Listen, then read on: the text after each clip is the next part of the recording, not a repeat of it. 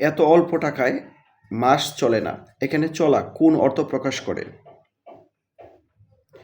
এখানে চলা সংকলন হওয়া অর্থ প্রকাশ করে। পাগলে কি না বলে বাক্যের নিম্নরেখা শব্দটি কোন কারকে কোন বিভক্তি? এখানে পাগলে শব্দটি কর্তায় সপ্তমী বিভক্তি। রাতুল শব্দের অর্থ কি? রাতুল শব্দের অর্থ হচ্ছে লাল। ধ্বনি জ্ঞাপক দ্বিরুক্তি শব্দ কোনটি? ধ্বনি জ্ঞাপক দ্বিরুক্তি শব্দ হচ্ছে কর।